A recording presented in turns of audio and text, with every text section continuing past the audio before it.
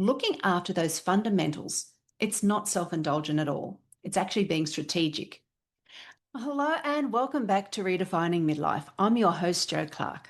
And whether you are listening while you're driving, walking, cleaning, or just simply going about your day, I'm so glad you've joined me here on the pod. Now, I want to start this episode by just acknowledging something that's been on my mind. The world feels heavy right now. And I don't think that's just in our heads, and I'm sure I'm not the only one. I think a lot of us are waking up each day, checking our phones, and feeling just a low hum of anxiety before we have even had our first cup of coffee or tea. The news seems to be relentless, and it's changing at a pace that is almost impossible to keep up with. And then we've got the cost of everything that just keeps on climbing. And there's uncertainty for many people who work. There's uncertainty about travel, uncertainty about the future. And it can feel like no matter how hard you're trying to get on with things, the weight of it all just keeps creeping back in. Things feel like they're spiraling out of our control. And if that sounds familiar, then this episode is for you. Because today we're going to talk about what to do when the world feels like it's just all too much. It's not about how we're going to fix the world, because that's obviously not in our hands and it's out of our control. This is more about how to come back to yourself in the middle of all the things that are happening. How to feel steady when everything else around you isn't. And I promise you, by the end of this episode, you're going to feel a little lighter, because the practical strategies that I'm going to share are going to help you move from feeling helpless to actually doing something that makes a difference for you. And I think we can all do with that. And if you know a woman in your life who's feeling the weight of the world on their shoulders right now, please just share this episode with her, because something that is the most powerful thing that we can actually do for somebody we love is simply say, I was thinking of you and this might help. I want to start by doing something that I think we don't do enough of. And that's simply naming the truth of what's going on. Because so often, when we're feeling overwhelmed, we tell ourselves we shouldn't feel this way. We say things like, well, other people have got it so much worse.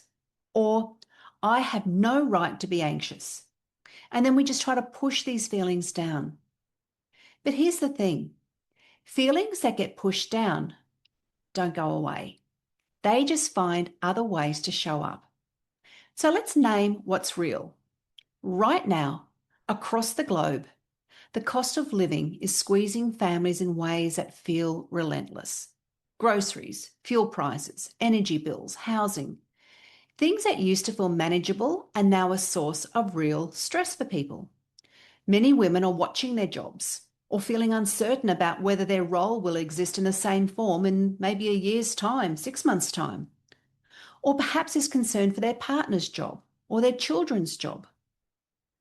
And travel has become complicated in ways that it wasn't before.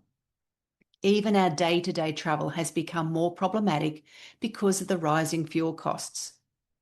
And then the news cycle, that bloody relentless news cycle. It's actually designed to keep us engaged.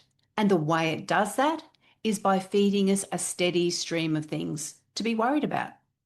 And there are some pretty big things to be worried about. So it's not your imagination. And here is something I want you to know. And this comes directly from the women that I work with in my private mentoring work. Women tend to carry the weight of the world in a particular way. We absorb not just our own stress, but the stress of the people who are around us. We notice when our kids are anxious, when our partners are under pressure, when our friends are struggling. And we take on that too. So if you're feeling like this is all a bit much right now, just know it's not weakness. That's you being a human in a genuinely difficult season. Now, research on stress tells us that when we experience ongoing uncertainty, not just one big event, but just that constant background hum of, I don't know what's coming next, our nervous systems, well, they actually stay switched on. we stay in a low level of alert. And over time, that takes a toll on us. It takes a toll on our sleep, on our moods, on our bodies, on our relationships. For women in midlife especially, when our bodies are already going through enormous change, that background stress hits differently. So first, we just name the thing. And then this is where we can do something about it. Now, I want to talk specifically about why so many women find this kind of global uncertainty particularly hard to hold in this stage of life, because I think it helps you to understand why you're feeling the way you're feeling. Now, midlife is already its own season of reckoning. And if you've been listening to this podcast for a while, you'll know that I talk a lot about the big transitions that happen at this stage of life. And there are many. We've got children growing up and leaving home. We've got careers shifting or ending. We've got relationships that might be changing. We've got our bodies changing. We've got our parents aging. We've got that quiet but powerful question of who am I now and what do I want the next chapter to look like? All of that is already going on beneath the surface for so many of us. So when that external world around us gets loud and uncertain on top of all that internal questioning and the demands, it can feel destabilizing in a way that's really hard to put into words. Now, a woman that I was working with recently described it to me as the ground shifting twice at once. And I really thought, well, that's just a perfect way to say it. Hey, you're already finding your footing inside yourself, and then the external world shifts too. And then suddenly, you're not quite sure where on earth you stand. Now, there's something in psychology called the need for cognitive closure, because basically it's our brain's drive to have answers, to know what on earth's happening, to have some certainty. And then when that need can't be met, when the answers genuinely aren't available, then our anxiety rises. And the less control that we feel we have, the more helpless we start to feel. And it's that helplessness that's one of the hardest emotional states to actually sit in. And it can be damn exhausting. And it can quietly rob us of the energy and the clarity that we need for our own lives. But here's what I want you to hear, and I mean this with everything that I've got. You are not powerless, not even close. And the place where your power lives just not might be, it might not be where the place where you've been looking for it. So let's just talk about where your power actually is, because this is the part of the episode that I want you to take away with you. When everything outside feels out of control, the most grounding thing you can do is to turn your attention to what is inside your control. And I want to be clear, I'm not talking here about that whole idea of toxic positivity. I'm not saying just choose joy or think happy thoughts. I'm talking about something that's much more practical and then something that's much more real than that. And I'm talking about the deliberate daily act of tending to yourself. So let's start with your nervous system, because everything else flows from here. When we're in a state of chronic stress, our bodies are essentially running on high alert. And one of the most powerful things that you can do is to give your nervous system a signal that you're safe right now in this very moment. And you don't need an hour of meditation to do that. Now, research consistently shows that even just a few minutes of slow, intentional breathing can reduce the stress hormone cortisol in our body. Even 5 minutes of sitting quietly, and that means no phone, no news, no to-do list, it can genuinely shift something. It's not woo-woo, it's our biology. Your body actually does know how to come back to calm. It just needs you to give it permission. And mindfulness, well, that's just a word that gets thrown around so much, and it can start to feel meaningless. But what it really means is simply this: being present to what is actually happening right now, rather than what might happen in the future. And right now, in this very moment, you are okay. That's always where we start. We're not starting next week, not 6 months from now. right now in this very moment, in your body, in your breath, in the very breath that you are taking now. You are okay. And that's a basic truth that's worth coming back to as many times as you need to. Now, movement is just another one that I feel really strongly about. Not movement as punishment, not as a way to change your body, but actually as a tool for your mind. When we move our bodies, we process stress differently. So that might be a walk, a swim, a dance around the kitchen. These things aren't trivial. They really are medicine. And one of the most well-researched mood boosters that we can have access to is completely free, and that's time in nature. Studies consistently show that spending time outside in green or blue spaces actually lowers our cortisol and reduces anxiety, and it improves our sense of well-being. And you don't need a big forest or a beach. A park, your local park can work, or even sitting in a garden.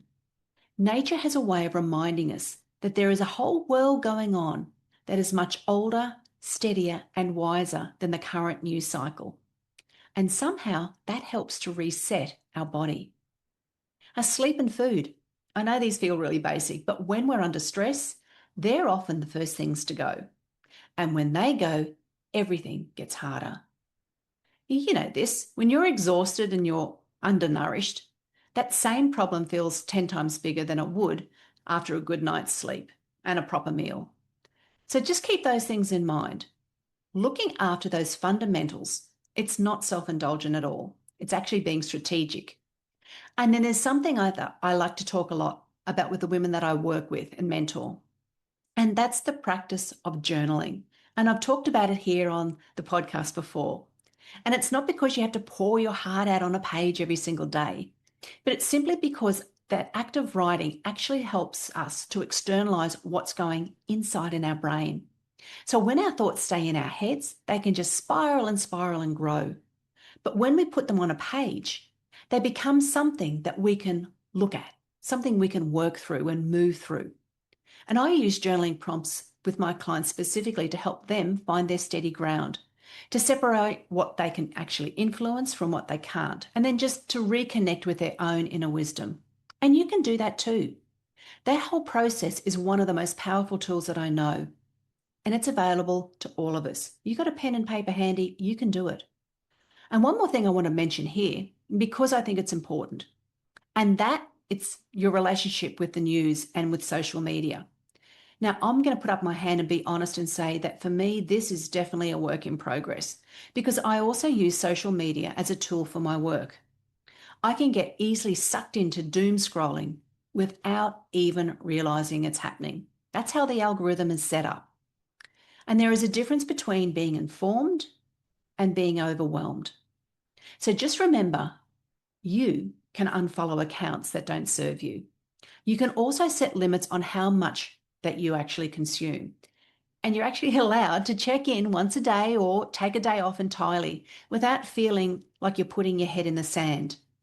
The world will still definitely be there when you come back, and you'll be better equipped to face it if you've had that break from all of that noise. Okay, so we've talked about the inner work, the nervous system, the mindset, the daily practices that we can do. Now I just want to zoom out a little bit and talk about two other areas where you can have real power, and that is your environment and your relationships. So let's just start with your home, because your physical environment has more of an effect on your emotional state than most of us actually realize. Research in environmental psychology tells us that our surroundings directly influence how we feel, which is pretty amazing. So it could be cluttered, chaotic spaces that will produce increased stress, while calm, ordered, beautiful spaces can do the opposite. Now, I'm not saying you need to redecorate or do a massive big spring clean when you're already overwhelmed. Please don't add that to your to-do list because that's not what I'm saying. What I am saying is that small acts of tending to your space matters. Just open up the curtains, clear the kitchen bench, put some fresh flowers on the table, buy yourself a plant, Light a candle, turn on your oil diffusers. Just these small acts of creating order and beauty in your immediate environment, they're just a form of self-care. And they're signaling to your brain, I am taking care of what's in my hands right now. And then there are the people in your life. When the world feels fractured, and right now it really does feel fractured in so many ways, the quality of your close relationships become more important than ever. Connection is protective. Research on resilience consistently shows that the people who come through hard times with the most strength are not the ones who are just white knuckling it on their own. They're the people who have good, close relationships. People who can be honest about how they're feeling. People who have somewhere to belong. One of the most grounding things that you can do right now is to choose how you show up for the people directly in front of you. And if the people directly in front of you aren't helping, then it might be up to you to find new people. Not the news, not the global situation, but the actual human being sitting across from you at dinner, or having friends, or the friend that you're having coffee with, or the colleague that you pass in the hallway. The quality of your presence and how you show up with them, that's important. A genuine question, having a real listen, a small act of kindness. And these things, they're entirely in your hands, and they just ripple out in ways that you will never fully see. So in a world that can feel cold and chaotic, you can get to be the warmth. That's not a small thing to underestimate. And if you don't have that close community that you want, if you're feeling isolated, or like the people are hard to find at this stage of life, or your tribe is changing, I want you to know that you're not alone in that. And it's never too late to build it.